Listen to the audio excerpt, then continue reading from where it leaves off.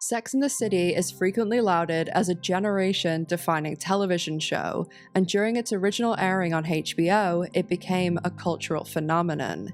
Due to its success, Sex and the City was able to launch an entire franchise, and its latest project, And Just Like That, was a ratings hit its first season. But just 2 seasons later, the show was abruptly cancelled. According to fans, critics, and many people behind the scenes, the show has been an absolute disaster, and so for that reason, we're taking a look back at television's most infamous revival and stepping behind the scenes to see what really went wrong. We'll be discussing TV's biggest feud between stars Sarah Jessica Parker and Kim Cattrall, how it impacted And Just Like That from the very beginning, and we'll also be diving into what really happened with And Just Like That's cancellation, the behind-the-scenes issues, the disastrous writer's room, and why the show was allegedly cancelled despite the narrative being put out by the production that in the middle of writing the final episode, they decided to end the show, that they desperately fought to keep alive and had kept them in extremely lucrative jobs. We'll also be discussing the allegations the show's star and executive producer, Sarah Jessica Parker, was completely shocked by HBO's decision to cancel the show, and for that reason, she's allegedly hell-bent on keeping And Just Like That alive by taking it to another streaming service. So sit back, relax, kick off your Manolo Blahniks, and grab a Cosmo, and let's dive in to the drama-filled, beautiful disaster of the show everyone loves to hate, And Just Like That. Sex and the City was a generation-defining TV show that changed the TV landscape when it launched on HBO in 1998. It ran for 6 seasons, and its impact on its primary female audience cannot be overstated. It was a rare show that transcended television and cemented itself as part of the culture. The show was a rating hit for HBO, and the series finale of Sex and the City pulled in over 11 million viewers, which was just huge for HBO and its biggest show ever except for The Sopranos. Along with Friends and a few other shows, Sex and the City was one of the most impactful television shows for women and girls growing up in the late 90s and 2000s. Sex and the City was the first of its kind to show complicated female characters, accurately depicting female friendships, and being that the show aired on HBO, Sex and the City was allowed to show a lot of the realities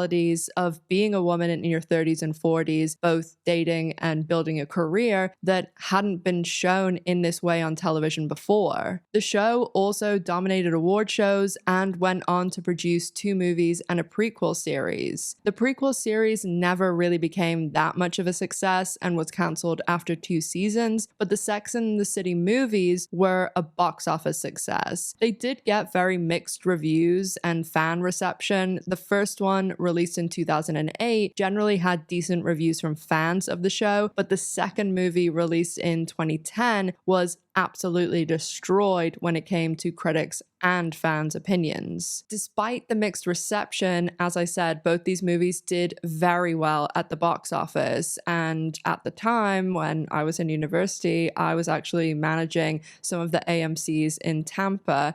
When the first Sex and the City movie came out, I was at the Veterans AMC for any of my Tampa viewers, which is a really big theater with 24 screens, and the entire first 2 weekends, 3, that the Sex and the City movie came out, it was absolute pandemonium. When the Sex and the City movies came out, it wasn't like any other movie that I ever dealt with at AMC. I think the only other one was Magic Mike, because that was for a different reason. But the Sex and the City movies, it was an event. It wasn't just people going with their friends to the movies. People were dressed up, people had gone out to dinner beforehand. A lot of people were really, really drunk. Actually, the worst experience I ever had with someone being drunk in the theater was at the Sex and the City movie, and it was not a fun experience, but it really wasn't like anything else I ever saw. And I worked at AMC for a good few years through university, and I just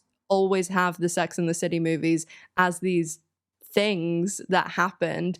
And anytime over the past 3-4 years that And Just Like That has been out, and I see all these people talking about it and how disappointed they are by the show, how much the original show meant to them, I always think of those nights that the Sex and the City movie came out and just how huge it was. I can't quite describe just how much it seemed to mean to people, not just what they were watching on the screen, but the experience they were having with their friends. Due to the first two movies' financial success, a third movie was put into pre-production. A script was produced and crew were even preliminarily hired, but the third movie was never made. Put a pin in the third movie just for a second, as we'll talk about it a little bit more when we talk about Kim Cattrall and Sarah Jessica Parker, but the third movie was scrapped and nothing happened in the Sex and the City universe for a few years after that. But in 2020, when the world was going through a lot, news about another Sex and the City revival was announced. And just like that, Sex and the City was back. I will stop with the "and just like that" phrases now. And Just Like That went into development in 2020, and the general premise of the show was kept the same as the big idea for the third movie, in that Big was going to die and Carrie would be a widower. Some people do think that Chris Noth being killed off from the show was due to the allegations that surfaced about him, and I do go over these allegations in a lot more detail in my Sex and the City video, but it was always the plan from the beginning for him to be killed off. Of course, the biggest talking point outside of the fact the show was returning was the fact that it wouldn't actually be the Fab Four returning, as Kim Cattrall had made it clear she would not be reprising her role as fan favorite Samantha Jones. Despite the fact Kim Cattrall would not be returning, all of the other three main stars, Sarah Jessica Parker, Kristin Davis, and Cynthia Nixon, would be returning, along with a lot of the other supporting characters and some guest stars as well. And Just Like That was very anticipated. People were really excited to see the majority of their favorite characters back. And when the show premiered, it actually broke records for HBO. But when people actually did see the show, they were really taken aback by how terrible the show was. Numbers dropped throughout the first season, but the discussion around the show began to eclipse the show itself. Fans of Sex and the City discussed with their friends in person, over text, and went online in droves to talk about what had happened to the characters that they previously adored. Videos on YouTube blew up talking about how terrible the show was and how the characters on Just Like That were masquerading as Carrie, Miranda, and Charlotte, and they weren't actually the characters, but the actresses that were playing them, who were now executive producers, and together with the showrunner Michael Patrick King, were changing everything that they shouldn't be changing about the characters and the show. Everything people loved about these characters seemed to change, and they seem to have just completely contrasting things happening in And Just Like That to what happened on Sex and the City. Take, for example, Miranda. They didn't just have her lose interest and divorce Steve and chase after one of the most hated characters in TV show history, Che Diaz. They also had her completely change from the person that she was in the original show. She was supposed to always be this high-powered, no-nonsense attorney, and yet she just seemed to want to ditch her career to chase after Che Diaz, who didn't even really seem that interested in her. And there was also like little things that people pointed to that just completely contradicted what we learned in the original show. Miranda was supposed to always be really keyed into technology, which makes sense as a high-powered New York attorney. She had Palm Pilots and Blackberries, but then in And Just Like That, she is completely inept with technology, and it's some sort of caricature sketch that she doesn't know how to work her phone. The first season of And Just Like That saw viewership steadily declining. They did still average 1.1 million viewers per episode, but by season 2 in 2023, viewership had dropped a whopping 59% to an average of 463,000 per episode. The second season drew even more criticism, and when the third season premiered, viewership again dropped, but it was by a much smaller margin from season 1. Season 3 averaged about 429,000, a decline of about 7% from season 2, but from season 1, that's about a 66% drop in viewership. The show premiered in December 2021 when the world had been through a lot.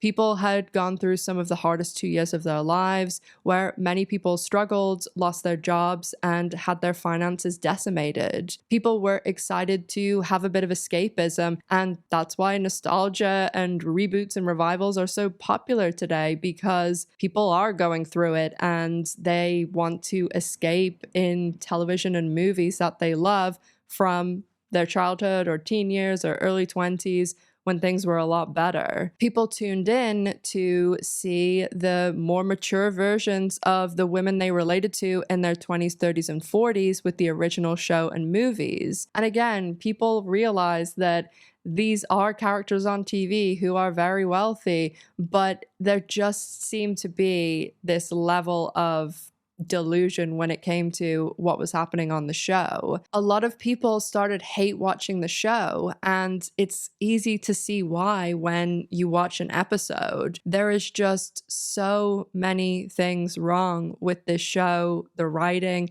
the characters are shells of their former self, and when you see the world that we're living in today and then see characters that are literally 1%ers throwing $1,000 iPhone into a blender because they're annoyed someone's calling them, it's just about the most unrelatable thing, which is the worst possible thing you can hear about a show whose entire popularity and core is driven from the fact that their viewers can see aspects of themselves, their friends, loves, careers, successes, disasters, and lives represented in these characters. Or at least they did. Some viewers have said that the show got a little bit better by the third season, but it proved too little too late, as on August 1st, 2025, it was announced that And Just Like That would be ending. Now, if you look at the announcements about the show ending from Deadline and other sorts of outlets, they say things like, And Just Like That is coming to an end, and Just Like That to end with two-part finale. And the showrunner, Michael Patrick King, claims that he and Sarah Jessica Parker decided to end the show. Michael Patrick King's statement read, And Just Like That, the ongoing storytelling of Sex and the City's universe is coming to an end. While I was writing the last episode of And Just Like That Season 3, it became clear to me that this might be a wonderful place to stop. Along with Sarah Jessica Parker, Casey Bloys, and Sarah Aubrey, we decided to end the popular series this year with a two-part finale and an extended original series order from 10 episodes to 12. Sarah Jessica and I held off on announcing the news because we didn't want the word final to overshadow the fun of watching the season. Now, even if I didn't know people who worked on the original show, if I didn't know people who were connected to And Just Like That, people who worked on this season of And Just Like That, this statement would still immediately throw up red flags to me. In my opinion, there is no way this statement is an accurate representation of how the decision was reached to not continue And Just Like That. I probably could make a video just on this statement. I'm sorry, but no one decides when they're writing the last episode, the season finale, oh, this is a good place to stop. And in the episode they're already writing, decides that's going to be the series finale, unless there are other factors involved, like the show has been cancelled. Yes, sometimes people have moments of madness. I know with Jesse Armstrong, who is the creator of Succession, one of the best shows of all time. If you haven't watched it, do yourself a favor and watch it. It's on HBO also. But I know that he always said he wanted to do 4 seasons. He didn't want the show to drag on. But he said in an interview that at one point towards the end of the season of season 4, the last season, he had a thought of, oh, should we really end it? It's so successful. Oh, I think I have an idea for another season. But it was just kind of a moment of madness. no one is writing a finale for a season and deciding to turn it into a series finale. Again, unless you have to. And certainly no one is doing that when they are working on the revival of an iconic series that is extremely expensive to make. The further comment of, we didn't want the word final to overshadow the fun of watching the season. I mean, that's crazy. It would be the final season. These characters have meant a lot to people. They've been in people's lives for nearly 30 years, including the actresses and other people who've worked on the show. In my opinion, if it had been their decision, they would have made a huge deal out of it being the final season. I think it's pretty clear that And Just Like That was cancelled based just on this statement, because also things that had been happening the last month or two also seemed to indicate that they were panicking that the show was about to be cancelled. So we'll talk about these things that seem to point to the cancellation, and then I'll tell you about what I've heard happened, and sharp viewers of mine can probably work out one or two of the people I heard this from who worked on the third season of And Just Like That. And it's kind of funny because a lot of the people that I spoke to for this actually gave me information for my original channel and the cancellation of the revival of the lesbian version of Sex and the City, the L Word. Right off the bat, it's incredibly rare for a show to be cancelled during a third season. Of course, it does happen, but usually if a show has made it through a third season, it's usually best financially to push through for a fourth and fifth season due to how much more lucrative a 5-season show is for syndication and streaming rights. And Just Like That is a little bit different because it is a HBO show with 10-episode seasons, usually a network show. After 5 seasons, they'll hit that massive 100-episode milestone, which means the show can go into syndication. And the difference between a show going into syndication or not is insanely huge. It's usually worth it to pay to produce 2 more seasons for what is generated syndication wise. I have talked in a lot of videos about syndication and streaming rights, and yes, it is a bit different nowadays because back in the 90s and early 2000s, you could have one show. Like Leah Remini's talked a lot about this. She did The King of Queens, and yes, she has done other stuff, but she's pretty much set up for life from that show because of the syndication rights. And again, this is a little bit different, but even things like Sex and the City just sold to Netflix this year for a big streaming deal, and they all get back ends from that, and it can be very lucrative. But also the fact that And Just Like That is a revival continuation series, it is marketing for Sex and the City. So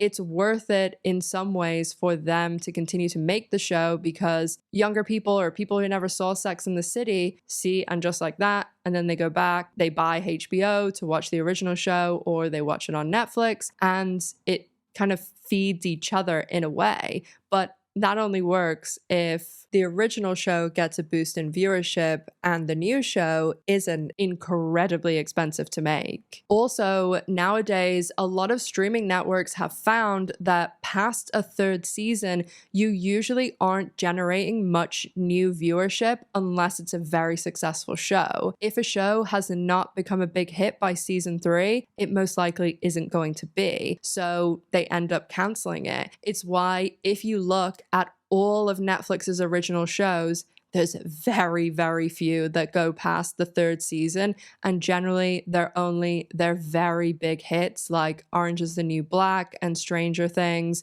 It isn't lucrative for them to do that, especially when these shows are so expensive. All of that coupled with the fact that each year shows are more and more expensive to make. And generally there's things like bonuses and pay rises, and there's also a lot of extra things that will kick in after so many years. So the show is even more expensive come season 3, 4, 5, and onwards. Also with HBO, they don't care that much about viewership. It's about signups and people paying to have the channel. I also wouldn't be surprised surprised if HBO thought, as I said, it was going to bring in new viewership for Sex and the City, and they hoped that a new audience would watch that back catalog. Again, I don't know this for a fact, but knowing everything I know about TV and how all this stuff works, I'd guess the show ratings have declined. It hasn't generated a lot of signups. It certainly isn't getting a lot of good buzz or any awards.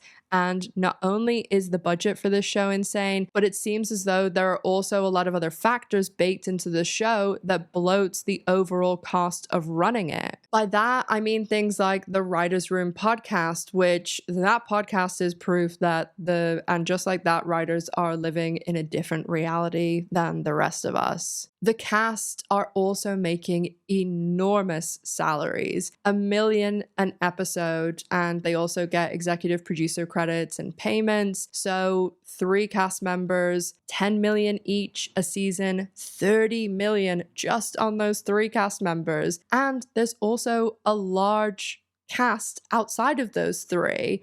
There's also the fact that they shoot in New York. Incredibly expensive. The wardrobe is incredibly expensive. I can't imagine the wardrobe budget because for season 2 alone, there was over $3 million worth of clothes borrowed. And Sarah Jessica Parker has spoken in interviews about how the stuff that's borrowed is a fraction of what they buy for the show. For the original Sex and the City, Sarah Jessica Parker had probably the best deal in television history. And I will talk about that a little bit more when we discuss the Kim Cattrall situation, but this deal wasn't just about money and executive producer credits and say in the show. There were tons of other things in this deal, some of which isn't even known still, and it was, I cannot tell you how insanely good. One of the points in this deal was that Sarah Jessica got to keep everything she ever wore as Carrie Bradshaw. And for And Just Like That, this was extended to Cynthia Nixon and Kristin Davis too. So they're keeping every item all 3 main characters are wearing. Most sources quote And Just Like That as costing between 10 to 12 million per episode. That's 100 to 120 million a season.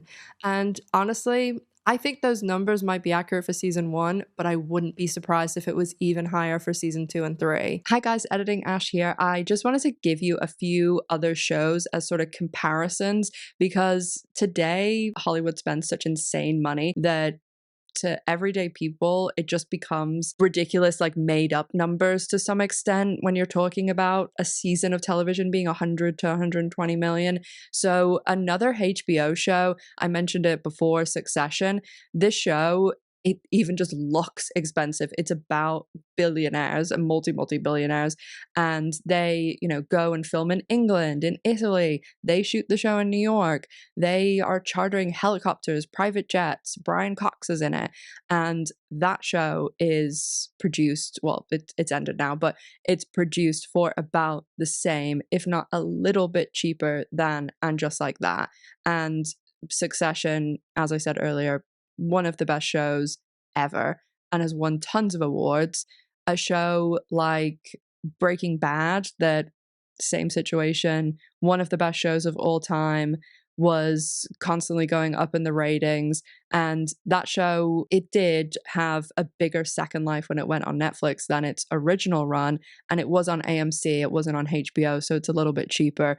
But that show, they're making episodes of Breaking Bad for like 3 million. And that's the cost of just those 3 actresses from And Just Like That. I mean, Hollywood today, especially with reboots, revivals, all of this sort of thing, it just gets to stupid numbers because it is this legacy cost built in, and also so many actors, that's what they do, is they wave these huge paychecks in front of them, and a lot of them, it ends up just being a disaster. I was at dinner last night with an actor who was in all of the Indiana Joneses, and he was telling me the last Indiana Jones that was 300 million to make, they haven't come close to making the money back yet. It's just crazy. But Anyway, back to past me. A few people I've spoken to and a number of outlets are reporting that the cancellation of the show came as a surprise to Michael Patrick King, Sarah Jessica Parker, and the cast and crew as a whole. Allegedly, Sarah Jessica and Michael Patrick King were already discussing the fourth season when HBO delivered the news. There was no real discussion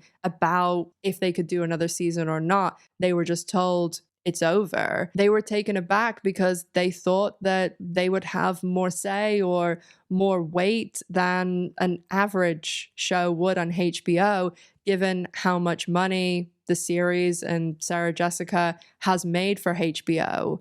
HBO cancelled, and just like that, like any other show, allegedly. A few places have reported that Sarah Jessica is working on a pitch to take the show elsewhere. I don't know how likely that is. Obviously, I haven't seen her contract, but I actually wouldn't be surprised if there was something in hers that she had some sort of ability to do this.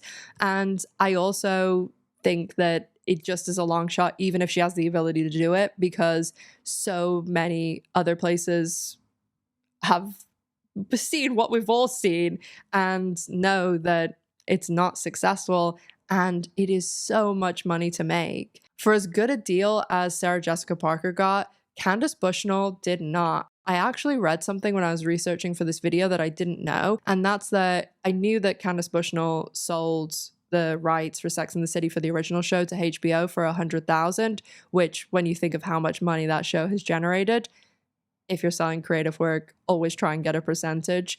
But Candace didn't get anything from the Netflix deal that was signed in January or any of the streaming deals, which is just crazy. Speaking of the Netflix deal, I wouldn't actually be surprised if HBO did the Netflix deal this year to try and generate some new viewers for And Just Like That, given how much money has been spent on the series, but it didn't seem to work. I think that maybe when they did this deal, they thought, oh, we'll see how the third season goes and if there's any pickup in viewership, because so many shows have these bigger second lives when they go to Netflix. Like Breaking Bad, that show, yes, it was critically acclaimed and a lot of fans were really passionate about it, but hardly anybody was watching Breaking Bad. And then when it went on Netflix, it absolutely exploded. And we all know about shows like Suits and even The Office, that yes, The Office was very watched when it was airing new, but it's something else entirely now with Netflix. Who knows? Maybe in another decade we get Sex and the City, the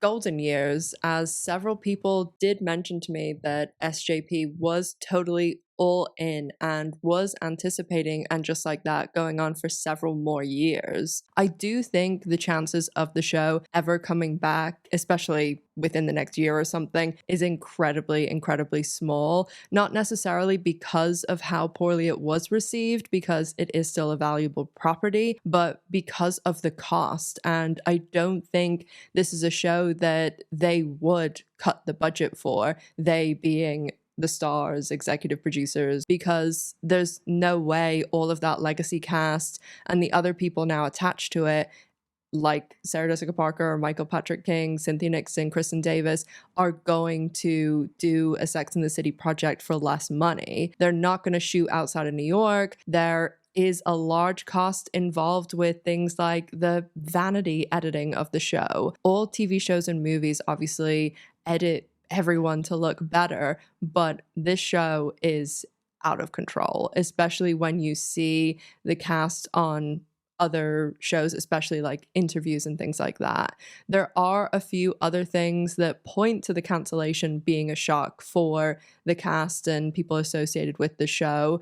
And there's some very straightforward things, like the fact that they spent a large amount of money, so they were the ones deciding that from their budget, to build numerous sets for even just this season. They built sets for Carrie's Gramercy mansion, Charlotte's renovations, Miranda's new place, Anthony's apartment, bakery, Seema's office, boyfriend's apartment, and the whole thing with Giuseppe's apartment and the puppet. And it's not just the actual building of the sets, the whole furnishings and making them all look like one percenters who are multi-millionaires live in them. I think the fact they built these sets gives a bit of weight towards HBO not expecting such an enormous drop in the ratings, and also thinking that Sex and the City's Netflix deal would bring in new and just like that viewers. And I did read an article from the head of Warner, who is the person who would be in charge of all the HBO stuff, and he talked about how, years ago, all of these networks started pulling back their property from Netflix, like things like The Office and Friends.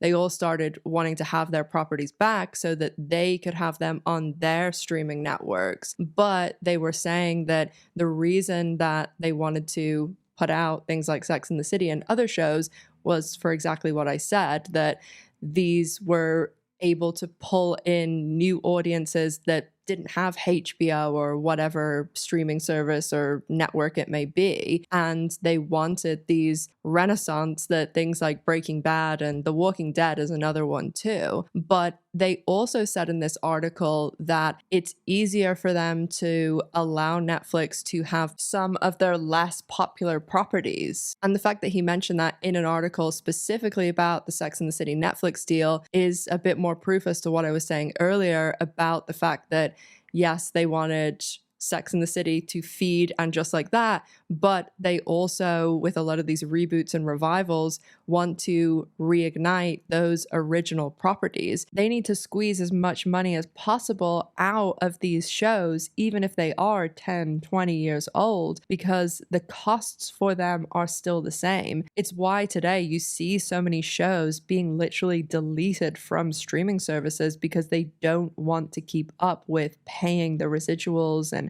other costs. Even these shows that are crazy popular like Friends, they also have to pay enormous amounts to the actors, producers, all of these people in royalties. The cast of Friends makes something ridiculous like 20 million a year just from residuals. It's probably even higher with like international and things like that. And so they do, in a way, I think a lot of the time with these reboots think, oh, it's going to draw younger, newer audiences in to these shows that were popular in the past.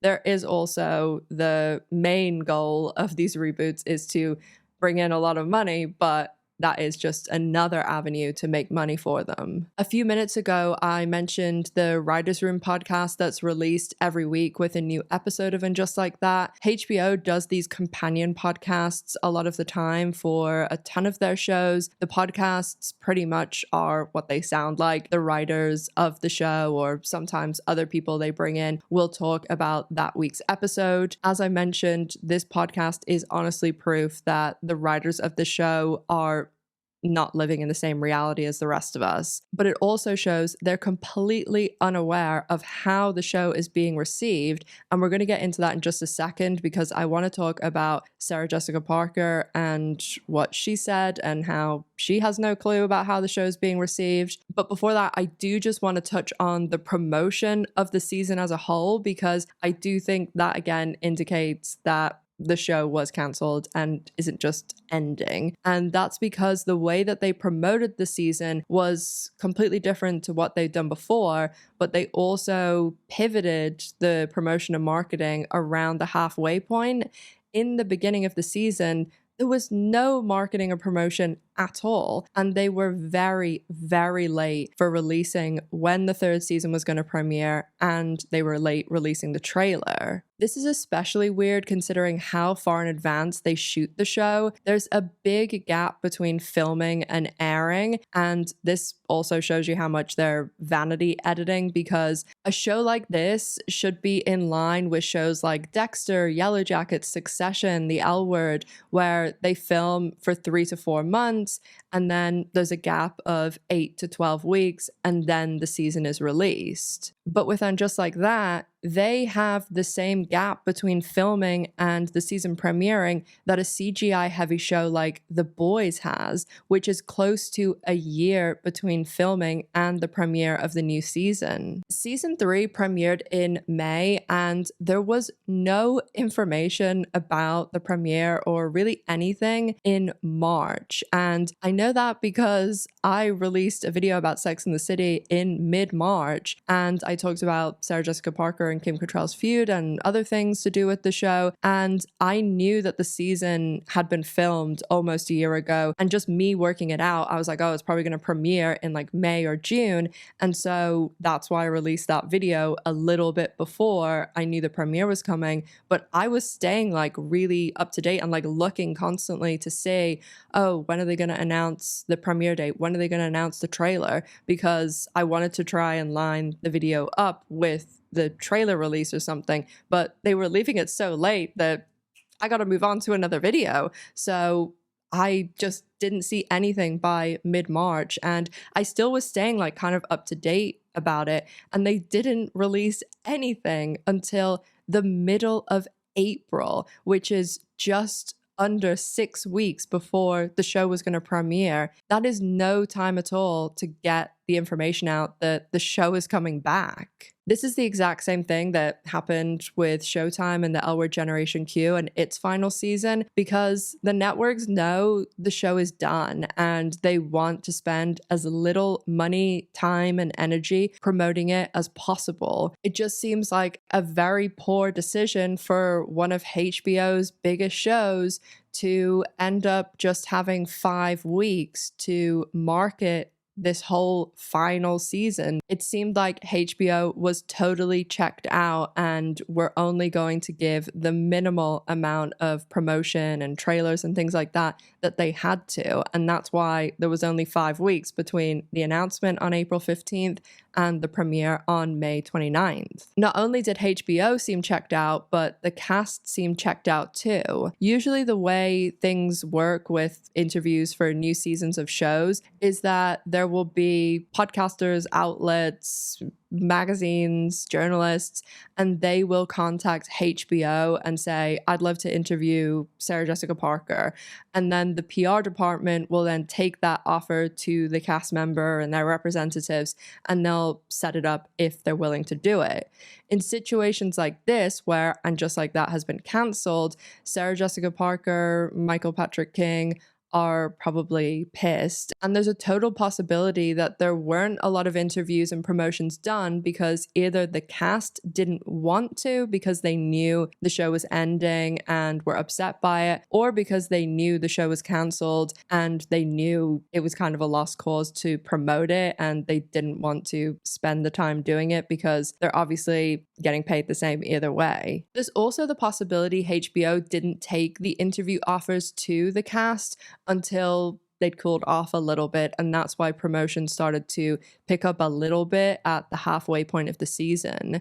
With the final season of the L Word on Showtime, I know that the PR department at Showtime didn't even actually take any interview requests to the cast because by season 3, the cast were so pissed about the writing and about the showrunner and everything that was happening that Showtime literally did not trust them to not say something unhinged. So I can totally see if this is all going down and everyone's pissed that the show has been cancelled and them being like, oh, let's leave it for a little bit till things cool down, because at that stage, what have they got to lose? They know they're paid for the show either way. And as I always say, celebrities wield social media and a lot of these interviews and promotions like a weapon. Even things as simple as Instagram.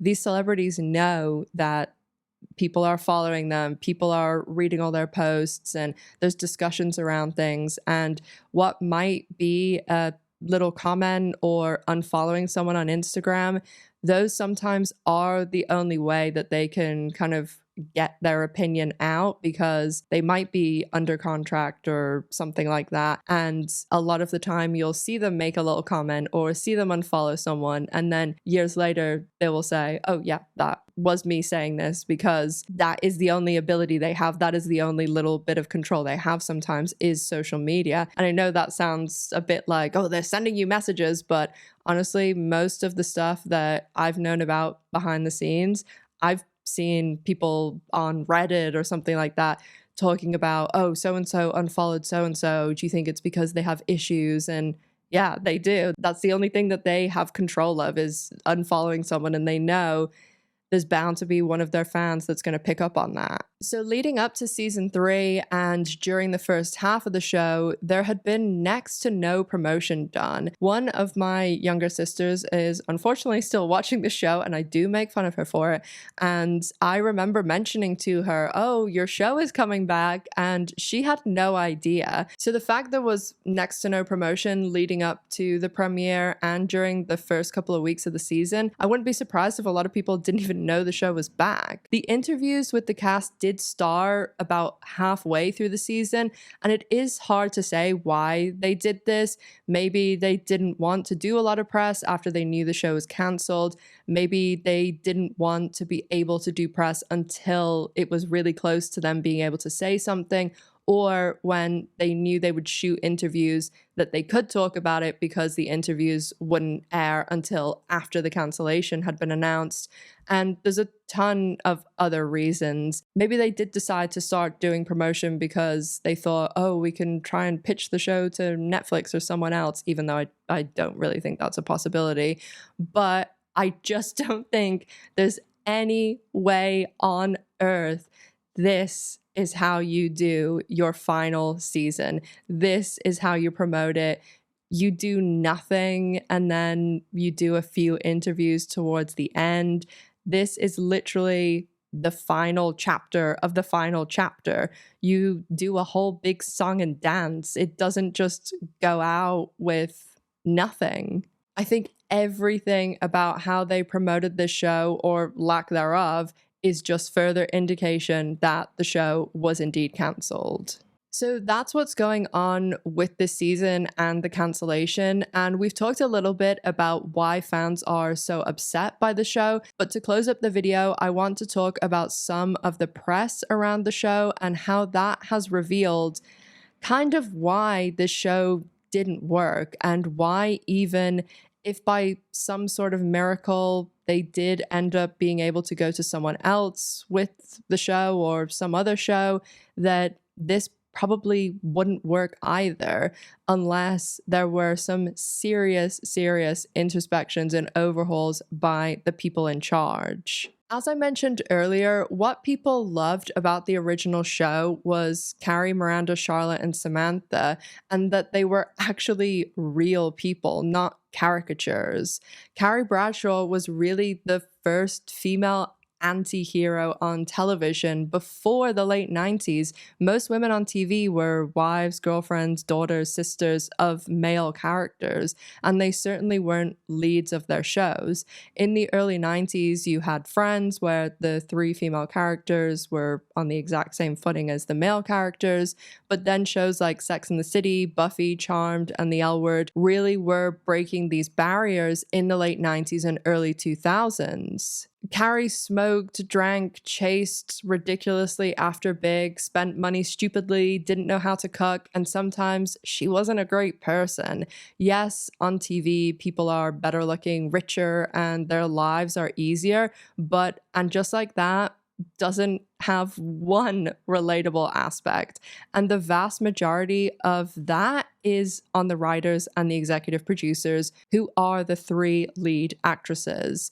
A lot of the time, an executive producer can kind of be a vanity credit or something baked into a contract, something you get after a certain amount of time on a show, like with Grey's Anatomy and Charmed, although both of those were kind of done a bit to try and keep on the actress's good side.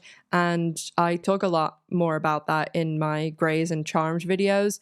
But with the original Sex and the City, as I mentioned, Sarah Jessica Parker had this amazing deal. and she had a lot more say than the other cast members. But when it came to And Just Like That, Sarah Jessica Parker's executive producer credit was much more involved. She was basically one of the leading creatives, and Cynthia Nixon and Kristin Davis were given the exact same deal and also had a lot of say in the creative input. I think this is one of the biggest issues with reboots in general, especially the terrible ones, which are most of them.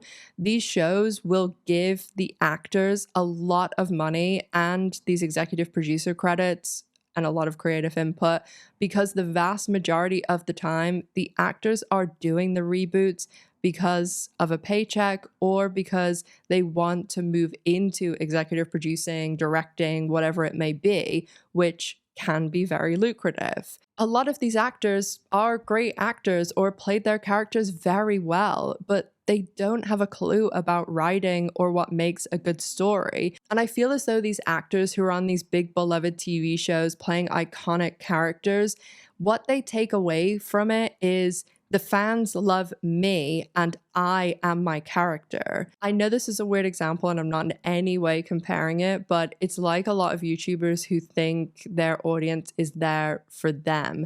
Yes, obviously everyone's here for G, but there's exceptions for people who are like personality driven channels, but most of the time people are clicking for the content. If I all of a sudden started making vlogs, people aren't going to be interested. There's a reason that I don't put myself on the thumbnails. I wouldn't, like, anyway, but it's the content that people want to watch. If Sex and the City was made exactly the same and an equally as talented actress played Carrie Bradshaw, it probably still would have been popular. They don't understand that on And Just Like That because they all, including the writers, seem so caught up in all of their own brilliance, especially the writers, actually.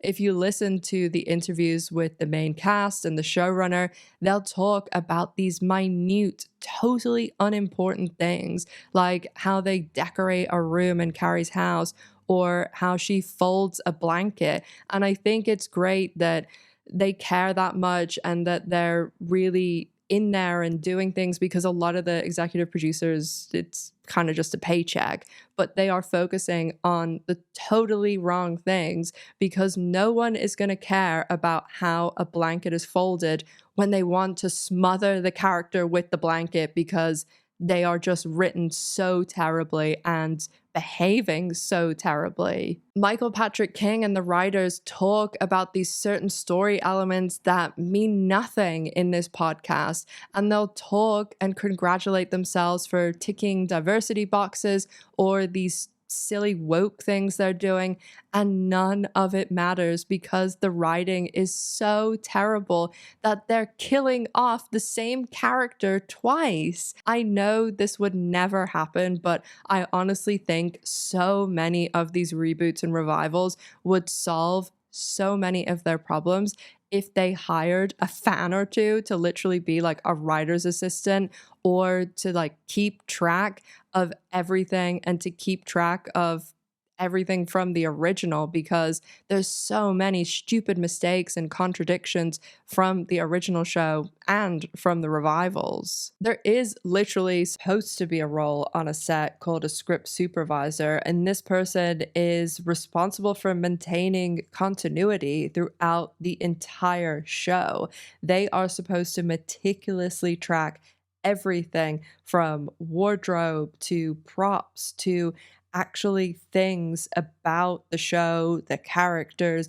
If a character says something like they have a cat called Gloria and they don't like red Skittles, then in 2 seasons, whenever they're eating Skittles, you should see that character picking out the red ones. And if you go to that character's house, you should see a little cat running around. This role is important in any show because it stands out so much. And a script supervisor's job extends to pretty much all continuity, even for things like actions and props. They're supposed to sit on set and, if I pick up this with my left hand and put it down like this, and we're shooting this way, that I do it the exact same way. And so you're not, if I take a bite of something, that it looks the same. And it's one of those things that when that person isn't on a show, it becomes so obvious. Of course, there are script supervisors that aren't great at their jobs, or as I said, sometimes there can be little mistakes. But the problem nowadays is that many productions do not want to pay to have a script supervisor physically on the set. Or a lot of them will cut corners any possible way, or they have someone that is kind of doing like a dual writing script supervisor role. And without a script supervisor, basically, and just like that happens. And there's also things like show Bibles that you're supposed to be meticulous about because they know fans are meticulous. Shows like The Office had super diligent show Bibles. And yes, like in later seasons, The Office wasn't as diligent because the show's creators had moved to Parks and Rec, actually. But the show in general, they talk on that Office Ladies podcast all the time about the show Bibles, and show Bibles, they need to exist, especially in these reboots of these iconic shows. And there's no way that And Just Like That has a show Bible. Absolutely not. And I think lack of show Bibles and things like that, like continuity problems, are becoming a lot more prevalent in Hollywood because of how shows are made now, because networks aren't interested in, say, a show's going for 5 seasons and, oh, yes, like there's some writers that swap in and out, but we have this core group of writers. You have someone, again, on The Office like Mindy Kaling, who she was a story editor in season 1, and then she's like an assistant, and then she moves up, and eventually she is one of like the main writers of the show because she actually learned in an environment where she could learn, and she's on the same show for all of these seasons. And look how well that turned out. How many hit shows has Mindy Kaling had? But now they don't even want to pay for the writers to be on set. A lot of these shows, they will pay 8-10 weeks for people to come in, boom, write everything. And maybe some of them, that one writer who wrote that episode will be allowed to be on set for that episode. But a lot of the time, they're getting rid of all of that now. And if you don't have a writer on set, no wonder Hollywood is in the state it is. Before I go into this final bit, I do just want to acknowledge that by all accounts, I have heard that Sarah Jessica Parker is great to work with. I've heard really great things about her and how she is on set, but I watched the Call Her Daddy interview that Alex did with Sarah Jessica Parker recently, and in it she talks about how she's never watched Sex and the City. She doesn't watch And Just Like That. Did you watch any of the old Sex and the City to remember anything? No. I've never seen most of it. By second season, I wasn't watching at all. I've never seen almost anything. I saw the final episode ever because Michael had a screening of it. And she doesn't even look at And Just Like That's dailies. And she's totally unaware of anything that people are saying about And Just Like That. I was getting dailies and rough cuts from the studio, but I finally begged off. Michael Patrick, he's like, you've got to watch it. You've got to give me notes. You've got to watch it. And then I realized that I wasn't being helpful because it was so unpleasant for me to watch myself that I couldn't see the work. I do think there's a fine line to walk with feedback and criticism. I don't expect her to consume every bit of media written about the show or about her. And in the interview, she did talk about how difficult she found becoming famous and having so many opinions about her, people going after her looks. I can't imagine what it is like for people that are like actually famous and actually on TV and things like that to have so many opinions, because even me on my little channel, sometimes it's too many opinions, because honestly, I can't even really explain it because I just don't think it is something you can explain, because when it happens, it's not like anything I've ever experienced. Like when I first had a video do really, really well, you will read things about yourself that it's never even been a thought in your head. Like, you know, everybody has their hang-ups about themselves, but I never thought, you know, oh, it's something wrong with my nose or my ears or something. But believe me, there'll be somebody or several somebodies telling you in fact do. My Danny Masterson video, there's about a dozen people in the comments, if not more, probably by now, telling me how fucking livid they are that I have the nerve to be on YouTube faking an accent. I don't think any human is supposed to be able to deal with thousands and thousands and thousands of opinions about themselves, other people's opinions about themselves. And so while me on my little channel can ha he he about the people who are really, really fucking furious about my fake accent, I can't imagine what actual famous people deal with, never mind one of the most famous women ever to be on television.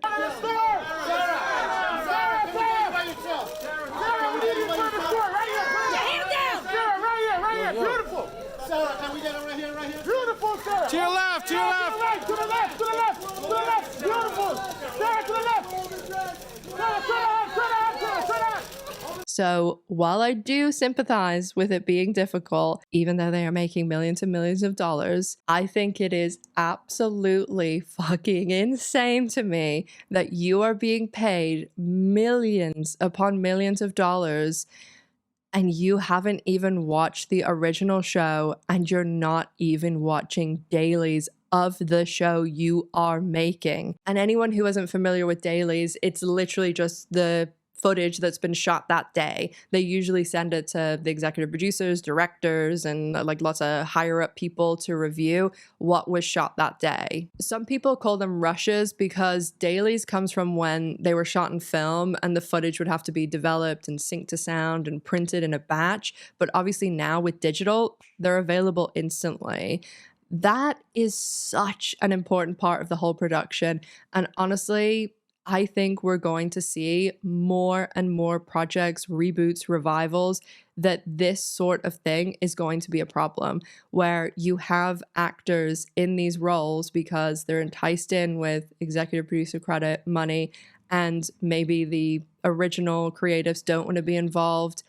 And a lot of people, when it's the actor that played them, people have that parasocial relationship. People love them because they played this character and they are willing to give them the benefit of the doubt. There was a lot of discussion this week when the very first pictures from the Buffy revival came out. There was just a few pictures of Sarah Michelle Gellar on set, and many people were very alarmed because people were already worried, but then they saw this picture and they were like, that doesn't look like Buffy at all.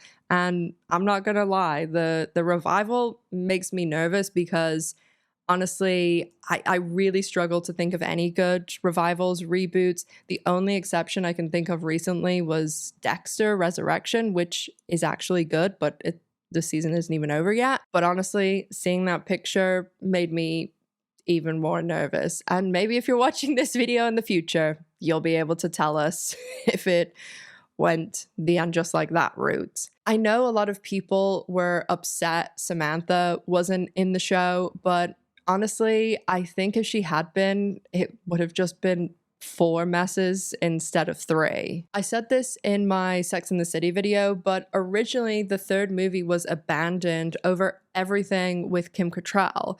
Kim Cattrall always said she was done playing the character, but again, she did guest star. Yes, it was only for 71 seconds, but she was paid $1 million for that 71 seconds in And Just Like That. A lot of people, when I'm doing research for this video and for the Sex and the City video, were saying that Kim Cattrall just wanted them all to be equal on Sex and the City and later the movies, but that wasn't in the realm of possibilities or even legally possible because of the contracts that were attached to Sex and the City and Sarah Jessica Parker being the lead. It wasn't an ensemble show. When it came to the movies, Kim Cattrall was paid a lot more than Cynthia Nixon and Kristin Davis. For the first movie, Sarah Jessica Parker made 15 million, Kim Cattrall made 7 million, and Cynthia and Kristin made 3. So Kim Cattrall made half of what SJP did, and Cynthia and Kristin made half of what Kim Cattrall did. But again, Sarah Jessica Parker was an executive producer of the movie. So money-wise and having to do something wise, there was a much bigger difference between Kim Cattrall and Cynthia Nixon and Kristin Davis than SJP and Kim Cattrall. In fact, when there was the opportunity for them all to be equal, they were all made equal on And Just Like That, because And Just Like That was new. It wasn't Sex and the City, it was a new property. And so all the cast were made equal, paid the same, and all given the executive producer role. But by the time And Just Like That came around, things had soured so much between Kim Cattrall and the rest of the cast that I just don't think there was any way that she would have been able to do it outside of that little cameo. And when she did do the cameo, no one else was on set. She did it all in one day, and there was a bunch of other requirements, including things like Patricia Fields, who was the original Sex and the City costume designer. She actually came in special to dress Kim Cattrall.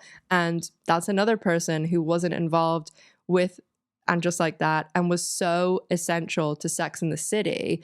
Patricia Fields also is not involved in another reboot I'm concerned about, The Devil Wears Prada, and leaked photos have made me even more concerned as well. I need to make a video that's just like all of the reboots that I'm deeply concerned about, going through all the pictures and being like, this is why I'm worried. But maybe I'll make a video next summer about The Devil Wears Prada 2 and what happened there. Kim Cattrall hasn't said anything about the cancellation. She did post on Instagram the end of a long week, she captioned it, and a lot of people have read into it. I do think it probably is a little wink and a nod, as I say all the time, and just before, celebrities wield social media like a weapon. They know what they're doing. I also wouldn't be too surprised if that's kind of all she says for now, because who knows if there was something in her contract about not saying anything negative or something like that, because again, she was paid $1 million for half a day of work. So I wouldn't be surprised if they put that in, given how much it seems to, and I don't mean this in like a bad way, I mean, it does seem to genuinely like bother Sarah Jessica Parker. So I wouldn't be surprised if they put something like that in. And when it comes to the feud between SJP and Kim Cattrall really is the only one who said anything publicly about SJP, about the show. I have spoken to numerous people who have worked on sets that Kim Cattrall has worked on, and a few people who have encountered or dealt with her outside of sets in other situations.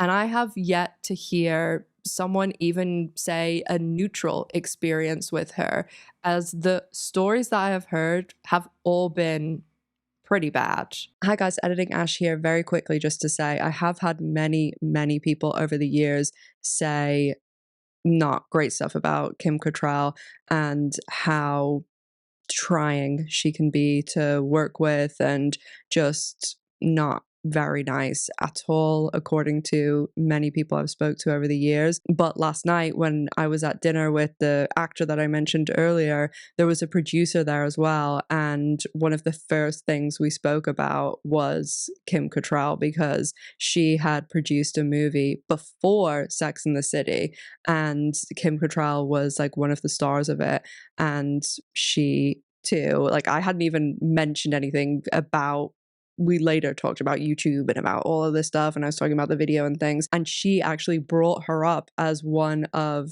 the most very not nice people that she had worked with. And then I said, oh, really weird, because I'm actually working on a video about it. And we talked about a lot of people. One especially will be very relevant for not the next video, but the video after that.